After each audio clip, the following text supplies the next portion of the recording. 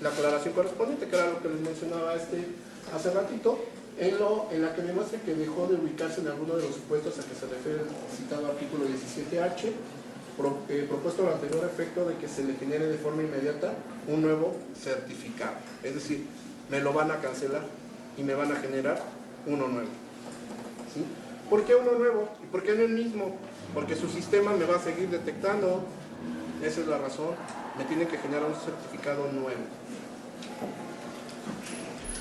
Se propone la creación, y aquí viene otro punto bien importante, se propone la creación de un buzón tributario. ¿Sí? Como tú, contribuyente, luego dices que no te fui a notificar, que porque tu pared ya no era blanca y ahora es verde, y me juras que lo pintaste hace un año, ¿sabes qué? Ahora todas las notificaciones te las voy a hacer a través de un buzón tributario. Para esto, todos los que estemos inscritos en el RFC, forzosamente, cuando menos tenemos que ir al internet de la esquina, todos los días a checar mi buzón. Vengo a checar mi buzón a ver si el SAT no me ha dejado una invitación o una felicitación por ser tan buen contribuyente. Aquí fue aprobado tanto por la Cámara de Diputados como por la Cámara de Senadores. Simplemente le hacen una pequeña enmienda a lo que propone el Ejecutivo Federal, porque el Ejecutivo Federal ya quería que todo fuera por buzón, todo. El problema era, o radicaba en, ¿y yo cómo me voy a dar cuenta que tengo algo en el buzón? Ok, a lo mejor sí tengo los medios, sí tengo mi computadora, tengo mi internet en infinitum, ¿no? Pero, ¿y si no llegó? ¿Cómo te puedo demostrar a ti, autoridad, que sí me llegó? Cuando a lo mejor tú lo único que vas a hacer es, mira, aquí tengo la impresión de que tal día, tal hora, tal minuto, tal segundo, te lo envié. ¿Y yo cómo le hago? Oye, en mi sistema no llegó. Bueno, lo único que están haciendo tanto en la Cámara de Diputados como en la Cámara de Senadores es que tengamos una certeza jurídica, ¿sí?, como contribuyentes, de que sí nos va a llegar o de que sí nos llegó. La autoridad va a tener, sí, todo nos lo va a dejar en nuestro buzón, vamos a tener un buzón tributario, pero también la autoridad tendrá la obligación de verificar que efectivamente nos llegó, para que entonces sí nosotros le podamos pelear que sí o que no, o la autoridad me pueda también pelear a mí que sí me lo envió. En dicho sistema nos van a notificar pues casi todo, Cualquier requerimiento nos va a llegar a buzón tributario. Y me voy más allá, más adelante vamos a ver las famosas revisiones que también van a hacer por el buzón tributario, es decir, una auditoría o una fiscalización, van a tratar de hacérmela también por este medio, y sí se va a poder, y yo más adelante les voy a decir por qué sí lo van a poder hacer. También cualquier tipo de promoción que nosotros quieramos hacer ante el SAT, la vamos a tener que hacer a través del buzón tributario, llámese devoluciones o compensaciones, también van a ser por aquí, por el buzón tributario. Aquí lo que nos están dejando la opción es de que nosotros como contribuyentes, una vez que sepamos que en el buzón tributario que tenemos un requerimiento o algo parecido, podemos elegir, vamos a poder elegir, oye, autoridad, ya lo vi, ahora yo puedo elegir de qué manera quiero ser notificado. Esa es la opción que nos están dando en la Cámara de Diputados y en la Cámara de Senadores. Dice, cuando se le deposite en el buzón tributario un comunicado o requerimiento de la autoridad y a efecto de corroborar la efectividad y autenticidad de este medio de comunicación, la colegisladora agregó la obligación de la autoridad de enviar por única ocasión mediante el mecanismo elegido por el contribuyente para ser notificado. Ahí debe de tener un aviso de confirmación de parte nuestra. Se propone incorporar como supuesto el delito fiscal que destruya o provoque la pérdida de información que contenga dicho buzón, porque también no va a faltar el contador que les diga, o no contadores, ¿verdad? No somos tan malos. El abogado, ahora le vamos a dar a los doctores. Y a ratito los doctores, así no va a faltar quien le sugiera al empresario, pues quema la máquina, quema el disco duro, y a ver cómo te comprueban que sí te llegó. Bueno, esta parte también va a estar penalizada, es decir, se convierte en delito fiscal, ¿eh?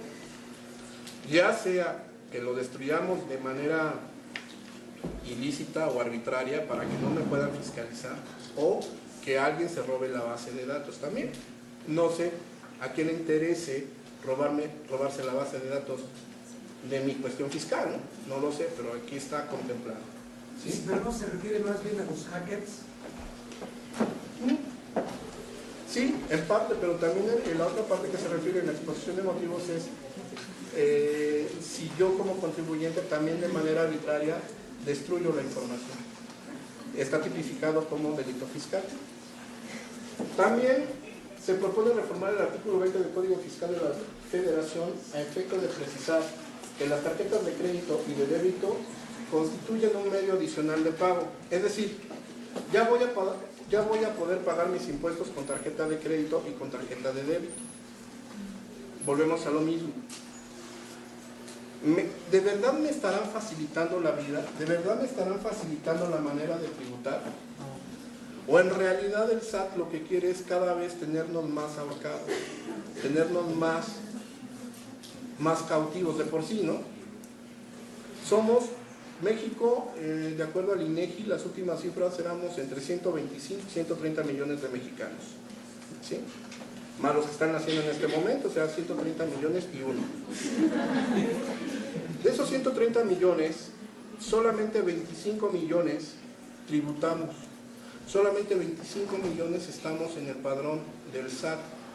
¿Quiere decir que todos los demás no están tributando? Algunos no, es porque serán niños, infantes o de la tercera edad. Entonces, 25 millones de mexicanos sostienen o mantienen, como lo quieran ver, a 105 millones de mexicanos o a 100 millones de mexicanos. El otro 60% está en la economía informal. Realmente nos quitan caminos a los que sí contribuimos. Normalmente una gente que, por ejemplo, y yo se lo menciono porque hemos visto casos, tenemos conocidos, por ejemplo, en la central de abastos, que en su vida han manejado una tarjeta y en su vida han hecho un depósito al banco, todo lo manejan en efectivo. ¿Cómo van a fiscalizar a esas personas? Con la ley antilavado eso es lo que se pretende, minimizar en lo posible las operaciones en efectivo. Aquí es donde van a entrar las tarjetas de crédito y las tarjetas de débito, o los cheques con las cuentas de bancos. Entonces ya ven cómo sí nos van relacionando una ley con la otra. Sí tenemos cierta congruencia, o más bien la autoridad está teniendo cierta congruencia en las leyes que está emitiendo. Bueno, nos dice que los impuestos los podemos pagar ya con tarjetas de crédito o tarjetas de débito. Lo que pretenden es disminuir el uso del efectivo. También establece que mediante reglas de carácter general podrán establecer otros medios de pago. Se propone que los requerimientos en materia de devoluciones se realicen mediante documento digital. Volvemos a entrar al buzón tributario. Al ser un documento digital, este documento digital lo tendré necesariamente que depositar en mi buzón tributario, lo cual permitirá hacer más eficientes los trámites que se deben llevar a cabo los contribuyentes. Para tales efectos se propone reformar el artículo 22 del Código Fiscal de la Federación. Esta modificación, este artículo fue aprobado por la Cámara de Diputados y por la Cámara de Senadores. Y el buzón tributario ya va tomando mucha fuerza, es decir, se está volviendo o se va a volver parte importante en nuestro trabajo. Así como todos los días entramos a revisar el Facebook, a ver qué publicaron, ¿no? Así, también, y nuestro correo electrónico. Pues ahora vamos a entrar al buzón tributario. A ver si nos da tanta risa, ¿verdad? No creo. La responsabilidad de cada socio va a estar hasta el monto total de la tenencia accionaria que tenga en la empresa, y solamente por la diferencia que no pueda pagar la empresa. Es decir, a ver si me doy a entender. El SAT me liquida o me hace una liquidación por 120,000 pesos y la empresa solamente puede pagar 100,000. Bueno, yo socio soy responsable hasta el monto de mi tenencia accionaria por los 20, no por los 120, solamente por la diferencia. Pero además me aclara la autoridad, no son todos los socios, ¿eh? Aquí me dice que solamente va a ser aquel que tenga la administración del negocio, es decir, normalmente en todas las empresas se divide en acciones, bueno, eso es algo lógico y algo normal, pero uno de los socios es el administrador único y es el que tiene el control de la empresa, el control de la administración. Él es el que es responsable de esos 20,000 pesos hasta el monto de sus aportaciones. Es decir, si su capital social en porcentaje corresponde al 80%, será responsable de esos 20,000 pesos hasta por el 80%, es decir, 16,000 pesos de esos 20. Ahora, yo les pongo un ejemplo con cantidades chiquitas, pero en realidad, si ustedes pudieran ver o saber en algún momento determinado las liquidaciones que luego tenemos por parte del SAT, una de 120,000 pesos a lo mejor a un empresario no le causaría ningún problema. Hay liquidaciones pesadas y muy pesadas, ¿eh? O sea, no estamos hablando de 1,000,000 de pesos ni de 2, de unas cantidades todavía más grandes, ¿sí? Aquí dice, la responsabilidad que se refiere a esta fracción únicamente será aplicable a los socios o accionistas que tengan o hayan tenido el control efectivo de la sociedad respecto de las contribuciones que se hubieran causado en relación con las actividades realizadas por la sociedad cuando tenían tal calidad. ¿Por qué me hace esta aclaración también la autoridad? Sencillo. ¿Qué pasa si a lo mejor la empresa se metió en un lío en el 2013? Me requieren y me multan, pero en 2014 hubo una enajenación de acciones y hubo socios nuevos. Ah, bueno, yo no soy responsable de lo que hicieron en el pasado. El responsable será aquel que me vendió las acciones, ¿sí? Se los pongo muy simple, aunque en realidad cuando tenemos una cuestión de esas, pues hay que verificar todo este tipo de situaciones. Pero bueno, la autoridad ya me lo aclara. La responsabilidad solidaria que se refiere el párrafo anterior se calculará multiplicando el porcentaje de participación que haya tenido el socio o accionista en el capital social suscrito al momento de la causación por la contribución omitida en la parte que no se logre cubrir con los bienes de la empresa. Era lo que yo hace rato les comentaba. Tenemos una liquidación de 120, la empresa cubre 100, me quedan 20. Y la operación es sencilla. ¿Cuál es mi tenencia accionaria? El 80%, bueno, la diferencia por el 80% y eso es lo que tengo que cubrir como accionista.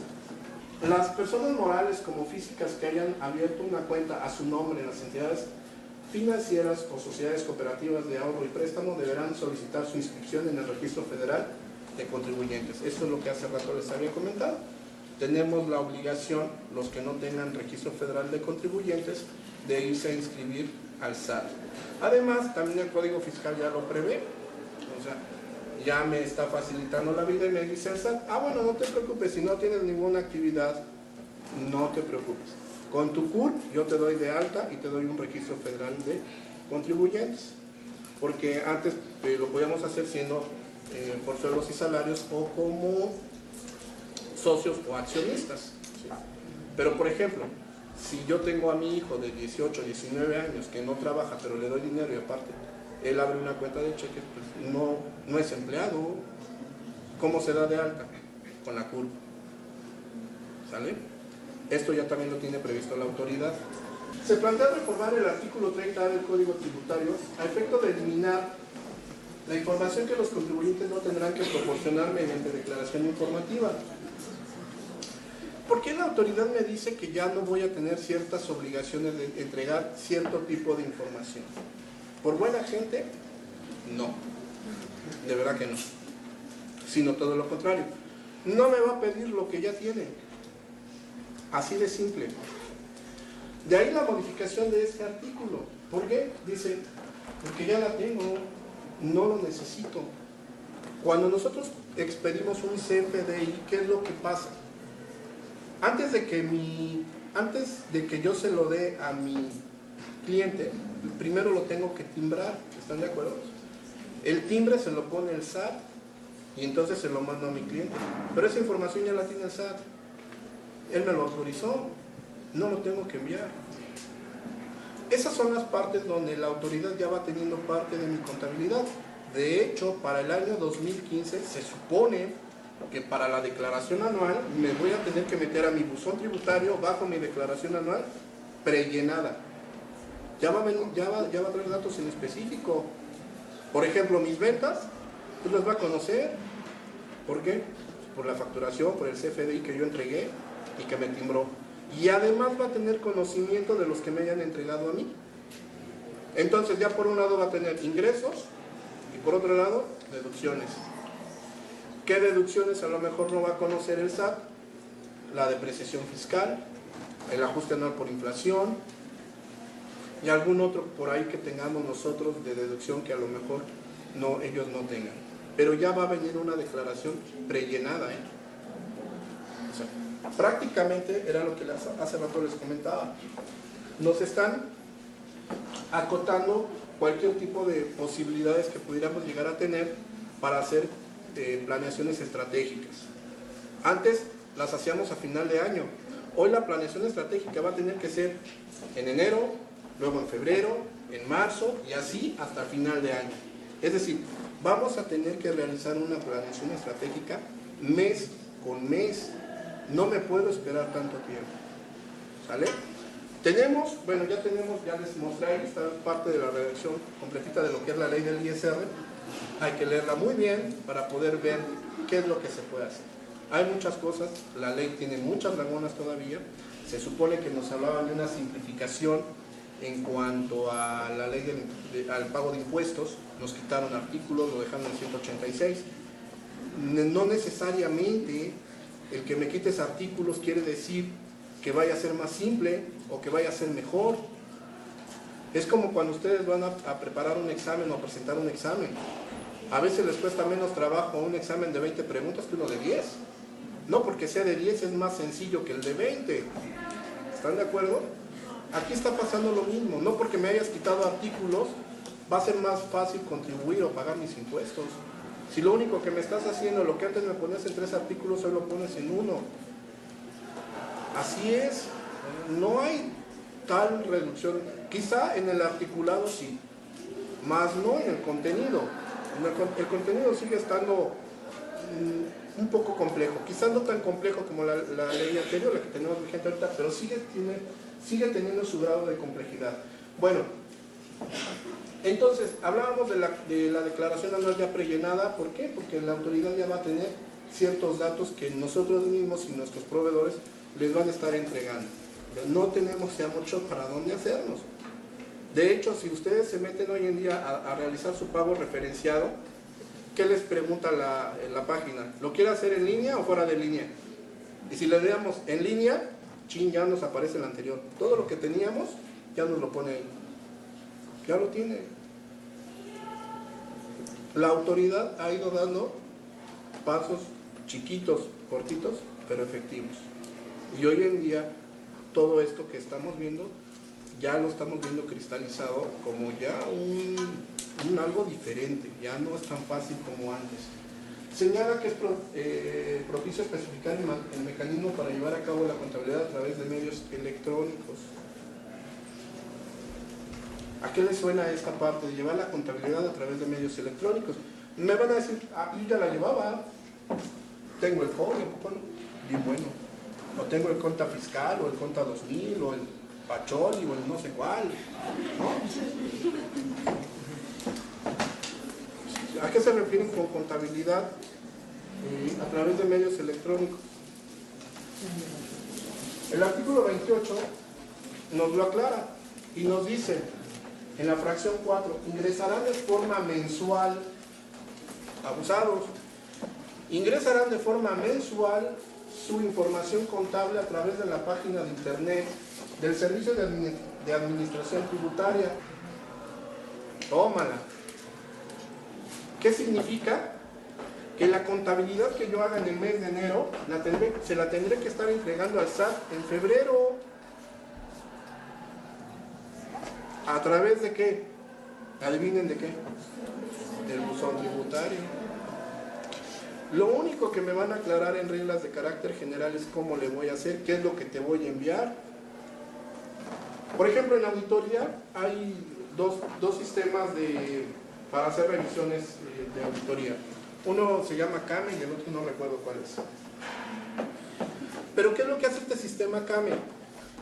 Bueno, yo voy a la empresa, tengo mi sistema CAME o mi programa, y lo que hago es bajar una base de datos del programa contable que la empresa tenga.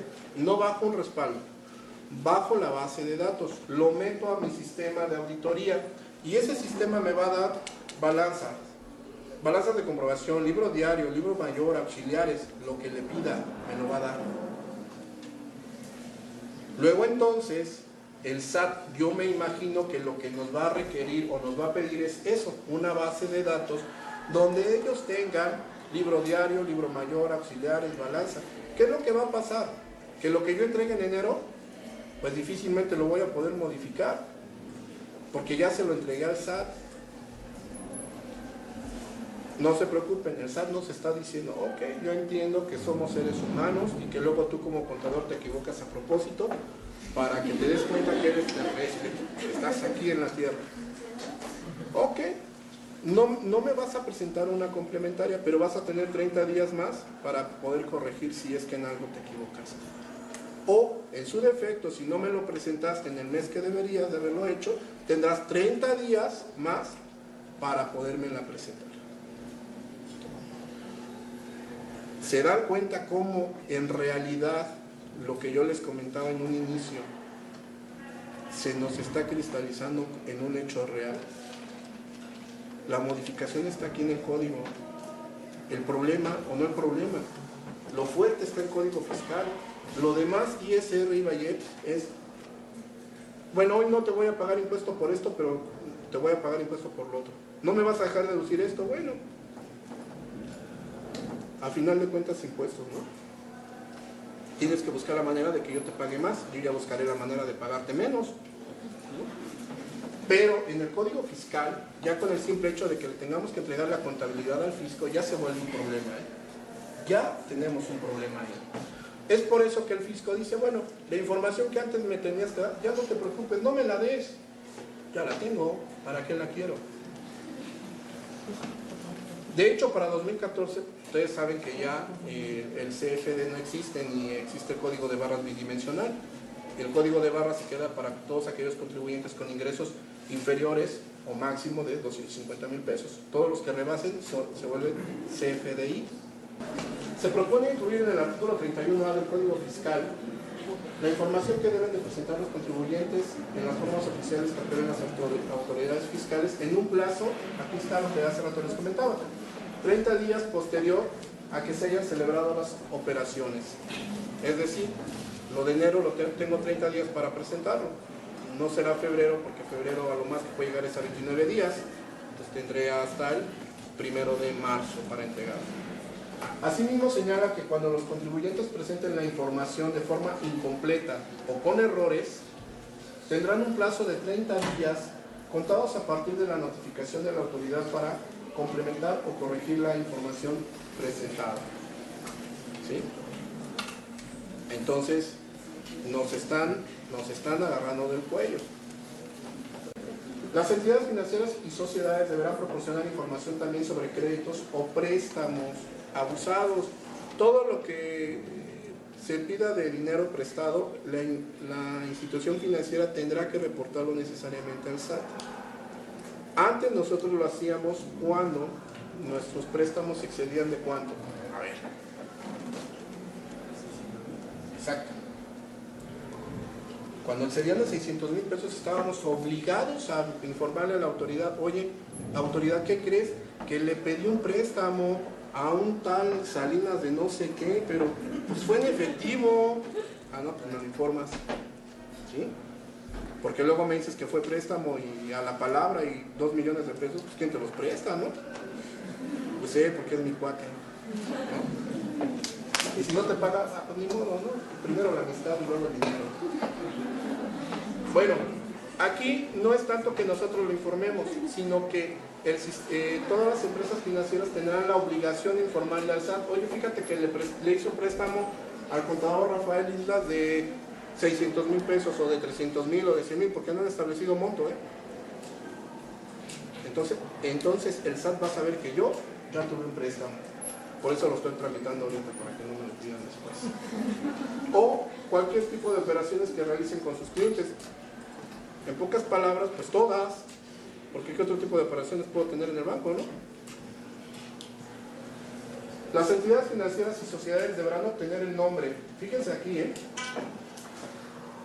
dice, las sociedades financieras deberán obtener el nombre, denominación o razón social, nacionalidad, residencia, fecha y lugar de nacimiento, domicilio, clave de registro federal de contribuyentes o su número de identidad extranjero. Toda esta información la debe de recabar el Sistema Nacional Financiero, forzosamente. No es de que si quieren, es de a fuerza. Poco se movió en el Código Fiscal de la Federación, casi todo lo que propuso el Ejecutivo se aprobó tal cual. Las medidas de apremio en embargo precautorio. En el caso de los préstamos, si no se reporta, ¿qué pasa? Es una multa para el banco, en todo caso, porque la obligación de darle información de los préstamos es del Sistema Nacional Financiero, no tanto. En el caso de terceros. En el caso de terceros. Y si es que una persona tercera da un préstamo a la empresa o la persona física. Ah, bueno, es que entonces ahí ya teníamos que entrar no con código, sino con la ley antilavado. Y habría que ver la sanción, si hay una sanción. Sí, sí, porque la ley establece, en el artículo 18, que cuando no se reportan esos préstamos, es un ingreso acumulado. Sí, pero aquí ya lo estaríamos ligando. Mira, primero tendríamos que checar que te caigan por la ley antilavado y te lo chequen o te lo quieran ligar con impuesto sobre la renta, para que lo consideres como un ingreso acumulable. En todo caso, si yo el préstamo, vamos a decir 600,000 pesos, yo como persona física estoy obligado a darle aviso a la autoridad fiscal de que me lo prestaron, independientemente de que la otra persona lo informe o no. Ese ya es asunto de ella. Yo estoy obligado, hasta por 600,000 pesos estoy obligado. Sí, si me hacen el préstamo y no le aviso a la autoridad, si me llegan a revisar, sí, efectivamente, me van a considerar esos 600,000 pesos como un ingreso acumulable. En el caso anterior, en el punto anterior, hablamos de los préstamos o los créditos que otorga el Sistema Nacional Financiero, la obligación que van a tener ellos de informar al SAT de que están otorgando préstamos. Medidas de apremio en embargo precautorio de cuentas bancarias. Una de las maneras que tiene el SAT de encontrarnos cuando nos vamos, es decir, cuando nos desaparecemos, es embargando las cuentas. Te notifico, te vuelvo a notificar, es más, te finco un crédito fiscal, no te encuentro. ¿Qué es lo que hacen? Nos boletinan en el Sistema Nacional Financiero y nos congelan la cuenta. Y ahí vamos, ¿por qué vamos? Ya si no tenemos dinero, vamos y nos apersonamos en el SAT y, oye, ¿por qué me congelaste mi cuenta? Pues porque no te encuentro. Yo ahí siempre he estado. Esa es una de las maneras que tiene el SAT de presionarnos para que nos apersonemos, es decir, para que nos encuentren. Si tenemos, no sé, 1,000 pesos en la cuenta y mi crédito fiscal es de 100,000, pues no voy a ir, ¿verdad? O sea, me salió barato. Aquí lo que se está modificando esta parte. ¿Por qué? Porque caso contrario, ¿qué pasaba cuando mi crédito fiscal era a lo mejor de 10,000 pesos o 30,000? Pero yo en mi cuenta tenía 100,000 o más. El SAT me congelaba toda la cuenta, es decir, toda. Yo ya no podía mover mi dinero. ¿Qué es lo que está pasando con esta modificación? Se sigue quedando. Sí nos van a poder embargar la cuenta o congelar. Simplemente que si yo tengo en mi saldo 100,000 pesos y mi crédito fiscal es de 30, me van a poder congelar 30,000 pesos. Los otros 70 van a estar libres para que yo siga realizando mis operaciones o mis actividades de manera normal. Eso es lo que se pretende con esta modificación, con el embargo precautorio de las cuentas. Esa es la modificación que está proponiendo y que fue aprobada tanto por la Cámara de Diputados así como por la Cámara de Senadores. Esta, quizá de todas las malas, esta es una buena. ¿Sale? Revisiones electrónicas. También lo que hace rato les comentaba, el SAT ya va a poder realizar revisiones electrónicas. Lo que antes a lo mejor conocíamos como revisión de gabinete. Una revisión de gabinete era cuando me llegaba un requerimiento, me pedían cierta información, yo le sacaba copias, entregaba originales y las llevaba al SAT y allá me las revisaban y ya después me llamaban para decirme, oiga, le falta esto, le falta aquello, o ya terminamos la revisión. Bueno, toda esta parte se la quieren ahorrar, porque entonces ya van a ser electrónicas. Y volvemos a lo mismo, ¿me van a poder hacer una revisión electrónica? Sí, sí me la van a poder hacer. Porque por un lado van a tener los CFDIs que yo mandé y van a tener los CFDI que me mandaron. Y por otro lado van a tener la contabilidad que mes a mes yo mismo le fui entregando o le fui enviando al SAT. Entonces, ¿una revisión electrónica me van a poder hacer? Sí.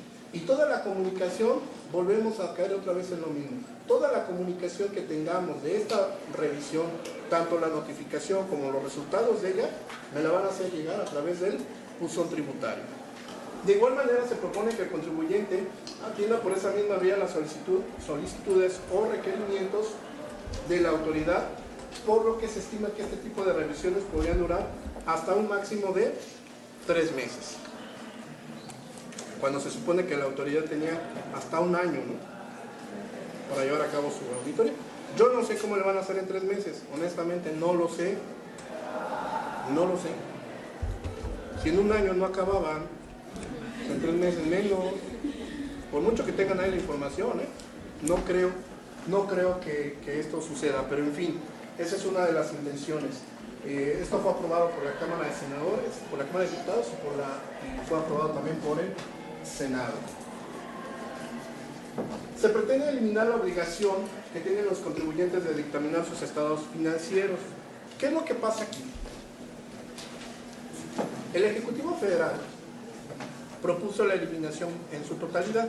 De hecho, el dictamen fiscal como tal tendía a desaparecer desde el decreto aquel de Felipe Calderón, donde ya podíamos adherirnos al decreto y optar por no dictaminarnos.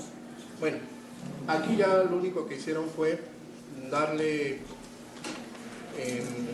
legalidad, por así decirlo, lo que otro no fuera legal, en Código Fiscal. Desaparece la obligación. Ya no estamos obligados a dictaminar estados financieros y nos cambian la jugada, porque antes a lo mejor teníamos una opción de dictaminarnos y era nada más si yo me quería dictaminar. No tenía ninguna condición para dictaminarme, la única condición era que en mi declaración anual yo pusiera o marcara que iba a dictaminar mis estados financieros de manera voluntaria. En esta ocasión nos quitan la obligación y nos dejan que ese dictamen puede ser optativo. Bueno, ok, te quieres dictaminar, sí lo vas a poder hacer siempre y cuando cumplas con ciertos requisitos. Y aquí está. Tener ingresos gravables superiores a 100 millones de pesos o el valor de mis activos superiores a 79 millones o que tenga en promedio mensual más de 300 trabajadores. Es decir, si no cumplo con ninguna de estas condiciones, no voy a poder dictaminar mis estados financieros ni de manera voluntaria, simplemente no lo puedo hacer. Podré contratar una auditoría, pero no un dictamen fiscal. Entonces, aquí hay una modificación muy grave que nos pega de manera directa a los contadores. ¿Por qué? Los auditores fiscales se les acaba el trabajo hasta junio de 2014.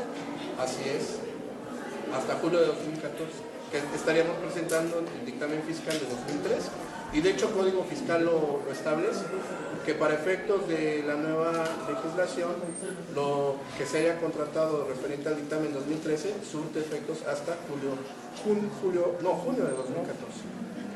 30 de junio es la fecha límite. Y ahí sí estoy seguro que no van a dar prórroga. Segurísimo. ¿Esto qué traía como repercusiones para la profesión? ¿Para la perdón? ¿Esto qué traía repercusiones para la profesión? Y mira, yo te voy a decir lo que pienso. Lo que pienso es que el dictamen fiscal tendría a desaparecer desde aquel famoso decreto de Felipe Calderón. El problema básicamente radica, uno, hay contadores que dictaminan hasta 40 empresas y más, De acuerdo a la normatividad contable y a las NIA, es imposible que un contador dictamine 40 empresas. Imposible, O sea, hay una serie de requisitos que debemos de cumplir y que debemos de cubrir. Teniendo esa cantidad de dictámenes es imposible que los haga, por muy buenos que tenga yo a mis gerentes. Yo creo que ese es el primer problema. El segundo problema es que había contadores que se dedicaban a vender la firma. Es decir, ni siquiera hacían la revisión, no la hacían. Y yo te voy a decir por qué no. Porque en este mundo, o en esta profesión, tienes que conocer de todo. Y yo conozco, por ejemplo, empresas que venden facturas, que se dedican a eso, ¿sí? Y que están dictaminadas. Hay un dictamen de un contador público. ¿Cuál será el futuro? El futuro yo considero... El futuro para el colegio de contadores públicos. Mira, yo considero que el futuro es más bien que no preveímos los contadores, nosotros mismos, no preveímos el presente. Es decir, ¿qué es lo que hacíamos cuando cotizábamos un dictamen fiscal? Ese era el problema. Cotizábamos un dictamen fiscal, no una auditoría. Cuando la cuestión debería de haber sido, a ver, empresa, yo te cotizo una auditoría. Mi auditoría vale tanto. Y por el dictamen fiscal te cobro otro tanto. ¿Por qué? El dictamen fiscal tendría que ser consecuencia de mi auditoría. Y normalmente era al revés. La auditoría se volvía consecuencia el dictamen se volvía, la auditoría se volvía consecuencia del dictamen. Eso está mal manejado. Hoy en día, por ejemplo, en lo que nosotros hacemos como despacho, no porque sea la panacea de eso, nosotros estamos vendiendo auditorías. Hasta hoy, el día de hoy, bueno, yo te vendo la auditoría, te hago tu auditoría y por un costo extra te presento el dictamen fiscal. Pero te voy a hacer la auditoría como debe de ser, un estudio y evaluación de control interno, te voy a hacer bien tus pruebas. Es decir, voy a seguir todos los pasos que me establecen las normas internacionales de auditoría. Como consecuencia de eso hago un dictamen fiscal. Porque muchos de los contadores que dictaminan, lo único que hacen es, integran cuentas, o sea, ni siquiera las revisan, no las están revisando. Dos, y se dedican a recalcular los impuestos fiscales, o los impuestos, perdón. ¿Dónde está la auditoría? ¿Dónde está el beneficio que nosotros como contadores le tenemos que dar a nuestro cliente? ¿Dónde está nuestro oficio de observaciones? Nuestros hallazgos. No entregamos nada de hallazgos. Entregamos una minuta, una memoranda que en realidad luego no dice nada. Yo creo que es ahí donde tendríamos que trabajar, ¿no? El famoso secreto fiscal. Actualmente tenemos el secreto fiscal. El SAT no está autorizado a decir ciertas cosas de ciertas empresas. A partir del 2014 lo va a poder hacer. Tan es así que ya está preparando su lista de empresas que presumiblemente se dedican a vender comprobantes. Pero no van sobre ellas nada más. Hace rato yo también les comentaba, si yo soy un contribuyente que dejó de pagar sus impuestos por un tiempo X, son 3 meses me parece, no, 6 meses de manera consecutiva, también el SAT me va a boletinar. Y no me dedico a vender comprobantes. También tendré el derecho de ir y aclarar mi situación. Pero si ahorita, por ejemplo, cuando vamos a hacer una licitación, ¿qué nos piden? Que pidamos un informe al SAT por medio del formato ¿qué? No, que me contesten ellos. Bueno, ya les ayudó Arno, el 32D, ¿sí? Y muchas ocasiones cuando pedimos esa opinión del SAT, resulta ser que nos sale, no ha pagado su impuesto el último pago mensual, cuando ya lo tenemos pagado. Y luego, a donde vamos a licitar, si no se lo entregamos, ¿no? Y aunque le llevemos el pago, mira, ya lo pagué, es el SAT el que no ha actualizado su base de datos, no es mi problema. Ah, no, el SAT dice que no, pero aquí está el pago, el SAT dice que no, y hazle como quieras. Ah, bueno. Bueno, si eso pasa con el 32D, imagínense, pues yo me imagino que la lista también que saquen en el portal del SAT, porque además ahí va a salir, pues si no van a estar solamente aquellos que presumiblemente venden facturas. Vamos a estar muchos. Bueno, yo no. ¿Sí? Entonces, abusados. Y también cuando el SAT detecte que pues presumiblemente hay una empresa que vende facturas, le va a mandar un aviso a esa empresa y le va a decir, ojo, o aguas, o no sé en qué términos lo vaya a mandar, hemos detectado que te dedicas a vender comprobantes fiscales apócrifos. Pero también se lo va a mandar a quien se lo vendió, Le va a decir, tal empresa a la cual tú le contrataste un servicio, le compraste un bien, presumiblemente sí que vender comprobantes. La idea la idea principalmente no es pegarle tanto a lo mejor a la empresa que se dedica a vender los comprobantes, sino a mí que lo compré, me dé miedo y me vaya a autocorregir, porque lo voy a poder hacer. ¿Sale? Esa es una de las opciones que me da, aquí lo dice. La autoridad fiscal procedería a notificar en el buzón tributario del emisor de facturas y a través de la página de internet del SAT, así como mediante publicación en el Diario Oficial de la Federación. Acto seguido, después de que me mandan la notificación, se abre una ventana para que los contribuyentes que hayan utilizado, por eso les decía, no nada más del que vende, que hayan utilizado su beneficio los comprobantes fiscales, puedan proceder a autocorregirse. O en su caso, acreditar que la prestación del servicio o la adquisición de bienes en realidad aconteció. ¿Por qué? Porque hay empresas que sí tienen su actividad normal, es decir, sí se dedican y venden y compran normal, pero también venden comprobantes. Yo creo que aquí hay una leyenda urbana. Hay muchas empresas que dicen, oye, ¿cómo es posible que tal empresa me venda una factura tan barata? Es que, ¿qué crees? Que él vende y no le piden factura. Eso es lo más común que hemos escuchado, ¿no? Entonces tiene mucho IVA a favor, mucho. Y aquí lo recupera más rápido. Ajá. Así como dicen los chavos de hoy, ¿no? Ajá. Y luego, ya aparece. ¿Sí? Bueno, vamos a tener la opción de autocorregirnos porque el SAT nos va a mandar ese aviso. Bueno, con esto acabamos con los puntos que nosotros consideramos más relevantes en la reforma fiscal, en la anterior conferencia, donde determinamos que es una reforma que termina en buenos deseos, ¿sí? Son más buenos deseos que otra cosa, para que los que están en la economía informal pasen a la formal. No creo que esto vaya a suceder, o al menos no en la cantidad que el SAT está esperando. Se cree que eliminando el régimen de repecos e intermedios y haciendo gradual el cobro de impuestos a los que se inscriban al RFC y condicionando el seguro de desempleo y la pensión universal a los que estén en la economía formal, con esto todos los informales o la gran mayoría acudirá al SAT a darse de alta. No lo creo. Yo creo que habrá quienes sí y habrá quienes no. Normalmente si ustedes van con una persona que tiene su negocio de lo que sea y no paga impuestos y de repente ustedes le dicen, oye, vas a pagar un peso de impuestos y ¿qué crees? Vas a tener acceso a la pensión universal. Y se va a quedar pensando, ¿chin, un peso? A ver, un peso diario, a la semana son 7, al mes son 30, al año ya fueron 300, no, es mucho. No lo van a pagar, esa es la realidad del asunto. Hay que buscar otros mecanismos.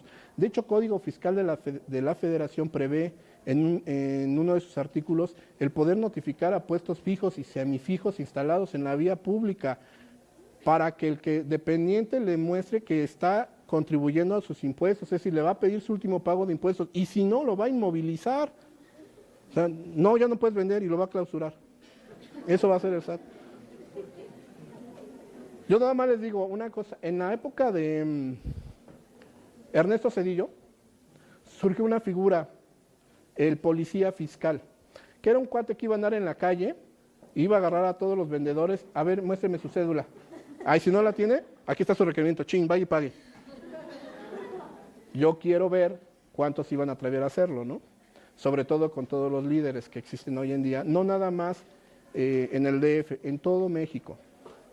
Si hablamos de una economía de un 60% de población económicamente activa que no está inscrita en el RFC, estamos hablando de algo así como de 60 millones de mexicanos, más o menos. Imagínense que todos esos 60 millones en algo trabajan. Vamos a suponer que no los 60, 50 millones o 40. Hagan la operación, multipliquen 40 millones de mexicanos por 20 pesos diarios, que creo que es el promedio a nivel nacional que un comerciante paga por establecer su puesto y que se lo paga a un líder. Hagan esa operación, 40 millones por 20, me van a dar algo así como 800 millones de pesos diarios. Eso elévenlo al año y multiplíquenlo por 340, porque ellos también se van de vacaciones, ¿eh? Yo los he visto en Acapulco, ahí en Caleta, con su playerita de... Yo adoro Acapulco, iba a decir Cancún, no, perdón. Ahora multipliquen esos 800 millones por 340 días, que a lo mejor en promedio son lo que trabajan. ¿Qué cantidad les está dando? Algo así como 200 mil millones de pesos, alguna cosa así, no lo sé. ¿No? Si lográramos meter a todos ellos a la economía formal, pagando lo mismo que le pagan al líder, no habría tanta necesidad de seguir sangrando a los que ya estamos cautivos. Pero como siempre, toda la opacidad con la que México se mueve a nivel político no permite que todos estos de economía informal entren a la formal. Entonces, realmente, ¿quién controla a todos los vendedores ambulantes, a todos los puestos que tenemos en la calle? La misma gente que está dentro de un cargo político. Obvio, no la van a hacer meter a la economía formal porque no les conviene. Tan simple. Ahí es donde yo les digo, la opacidad con la que hacemos las leyes, la opacidad con la que se mueve nuestro sistema político mexicano es lo que nos está dando al traste. Y quieren sacar más de los mismos. Ese es el problema. Ya me adelanté en una parte de la conclusión, pero bueno. Una reforma meramente recaudatoria, bueno, pues sí. Yo creo que todas las reformas tienden a eso, a ser recaudatorias, porque esa es la idea o ese es el principio, tener más dinero, ¿no? Pretende incrementar la recaudación en 240 mil millones de pesos. Hicimos la prueba ahorita, o háganla ustedes el día de mañana con su calculadora y verán que les va a dar inclusive una cantidad superior a esa. 240 mil millones de pesos a través de diferentes mecanismos. Eliminar exenciones y regímenes especiales, acotar deducciones, incrementar la base gravable que por antonomasia va a ser el impuesto sobre la renta. Es ahí donde nos están pegando. En materia de código fiscal se presume una cantidad excesiva de medidas fiscalizadoras, que ya las comentamos ahorita, se le otorgan mayores facultades a la autoridad, lo cual podría dar lugar a acciones arbitrarias. Disminuirá el ingreso disponible de las familias y con ello las posibilidades de consumo y de ahorro, lo cual actuaría negativamente para estimular el mercado interno. Al tener menos dinero para ahorrar, pues menos lo voy a hacer. Primero se debieron revisar muchos rubros del gasto actual del gobierno, como eliminar programas regresivos, mal uso de los recursos, excesiva burocracia, entre otras. Aquí en México es el país del revés. ¿Han escuchado la canción de Chabelo del mundo del revés? Pues hagan de cuenta que es México, ¿no? Cuando ustedes se van de vacaciones, ¿qué es lo primero que hacen? Y les pongo un ejemplo muy simple, ¿no? Yo me imagino que lo hacen como yo, ¿verdad? A ver, primero cuánto tengo, ¿no? Para saber cuánto me voy a gastar. ¿Y qué hacemos? Bueno, tengo tanto en el camión, en el avión, en el coche, en casetas, como me vaya yo a ir, me voy a gastar tanto. En el hotel me voy a gastar otro tanto. Me queda tanto dinero para comidas, diversión, el souvenir, ¿no? Las playeritas. Le traje esta playerita a mi hijo, ¿no? Bueno, pues aquí en México se hacen las cosas al revés. ¿Qué es lo primero que se autoriza? No, la ley de ingresos, ¿no? O la ley de egresos, a ver. Primero vemos en qué me lo voy a gastar y después veo cómo lo voy a recaudar. Aunque para efectos prácticos la ley de egresos ahorita todavía no se ha aprobado, pero en estricta teoría la ley de ingresos se hizo en función de lo que se pretende gastar el Ejecutivo Federal, ¿sí? Primero qué es lo que me voy a gastar y después de dónde lo voy a sacar. Tan es así que se le está autorizando a México un déficit. Ya está aprobado, ¿eh? O sea, México va a pedir dinero prestado para salir con el gasto corriente del siguiente año. Pues, la reforma fiscal no va a alcanzar.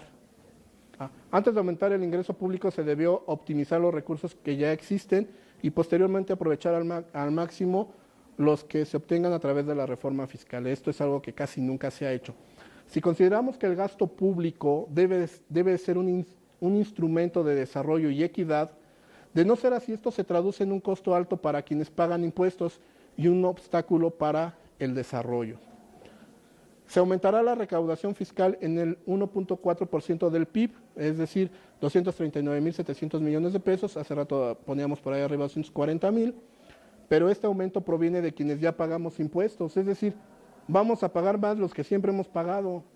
Esa es la realidad del asunto.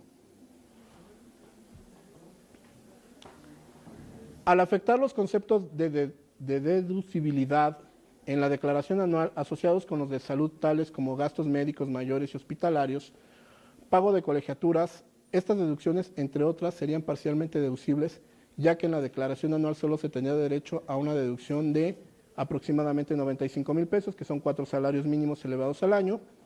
Aquí sería posible promover un amparo por la afectación de las deducciones asociadas con la salud. ¿Puedo promover un amparo? Sí. ¿Es ganable? Sí. ¿De qué depende? 1, tener un buen abogado. Eso es lo primero. Sí, o sea, busquen un buen abogado. 2, que el abogado lo sepa pedir, es decir, que sepa llevar a cabo ese amparo. Y 3, que el juez nos quiera dar la razón. ¿Verdad? Pero bueno, es posible, ¿eh? ¿De qué es posible? Es posible. Ahora, claro, el éxito de esto es incierto, pero se puede hacer. México requiere de una verdadera reforma hacendaria y energética para que las exportaciones de petróleo dejen de ser el recurso que compense la falta de recaudación tributaria. De igual forma, elevar la producción del crudo, derivados y petroquímicos. Nuestra economía está basada en el petróleo. Sí, esa es nuestra economía, esa es nuestra triste realidad. De ahí que ahorita esté tan estancada la reforma energética. Pero también ahí se están pisando callos en otros lados. Yo quiero hacerles el comentario, yo soy apartidista, yo no le voy ni al PRI, ni al PAN, ni al PRD, ni a nada, ¿sale? Porque al final de cuentas creo que todos son la misma cosa, ¿sí? Lo acabamos de ver, el PRD se alió con el PRI para la reforma hacendaria, se dice que el PAN se va a aliar con el PRI para la reforma energética. Entonces realmente cada quien ve por sus propios intereses más que por los intereses de nuestro país. Si algún día llegan a hacer alguna auditoría, hagan eso, una auditoría, no un dictamen fiscal. El dictamen fiscal tiene que ser consecuencia de la auditoría y no al revés. Y hay que hacerlo como debe de ser. También métanse a estudiar las NIF, por favor, estudien la NIF, estúdienlas, chequenlas y se van a encontrar con una de sorpresas de cómo estamos haciendo las cosas hoy en día y cómo en realidad las deberíamos de hacer. Toda la respuesta está ahí. El chiste está en que ustedes realmente lo quieran hacer. Si quieren ser mejores contadores, si quieren ser mejores que otros, no hay receta mágica, muchachos, de verdad, no hay recetas mágicas. Lo único que nos queda es estudiar, estudiar.